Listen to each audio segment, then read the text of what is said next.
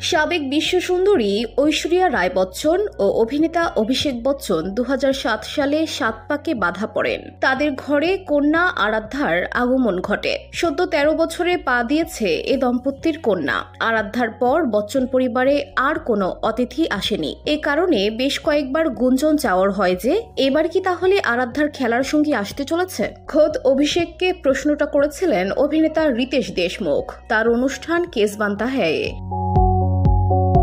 এদিকে 2024 সালে ছড়িয়ে পড়ে ঐশ্বরিয়া ও অভিষেকের বিচ্ছেদের খবর। এরই পাশাপাশি উঠছে বচ্চন পরিবারের অন্তরের সমীকরণ নিয়ে নানা প্রশ্ন। আম্বানিদের বাড়ির বিয়ে থেকে যেন আরো স্পষ্ট হয় অভিষেক ঐশ্বরিয়ার ভাঙন। আলাদা আলাদা আসেন দুজনে। তারপর দুবাইয়ে এক অনুষ্ঠানে বচ্চন পদবি ত্যাগ করে ঐশ্বরিয়া রায় নামে নিজেকে পরিচিত করেন বিশ্বের কাছে। বলিপাড়া ছাড়াও সামাজিক মাধ্যমে নেটিজেনদের মাঝে চলে আলোচনা সমালোচনা। কখনো তৃতীয় প্রবেশ, অভিনেত্রী নিমরত কৌর, আবার কখনো বনিবনার অভাব, নানা কারণ উঠে এসেছিল এ প্রসঙ্গ। পরে আরাধ্যার স্কুলের অনুষ্ঠানে একসঙ্গে ঐশ্বরিয়া অভিষেকের উপস্থিতি সেই জল্পনায় পানি ঢেলে দেন এ তারকা দম্পতি।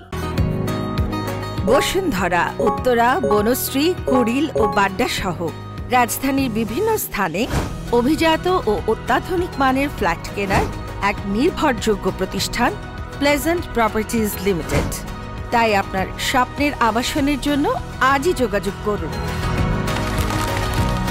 Pleasant properties limited, where destiny matches eventually। জানা গেছে মেয়ের জন্যই নিজেদের ভুল বোঝাবুঝি মিটিয়ে একসঙ্গে রয়েছেন তারা। কিন্তু রিতেশ বছরখানেক আগে তার অনুষ্ঠানে জিজ্ঞেস করেছিলেন, আপনাদের বাড়িতে অমিতাভ, ঐশ্বরিয়া, আরাধ্যা, অভিষেকের নাম ইংরেজি এ দিয়ে শুরু, শুধু জয়া বচ্চন ও শ্রেতা ছাড়া। তাতেই অভিষেক বলেন, এটাই যেন প্রথা হয়ে গেছে।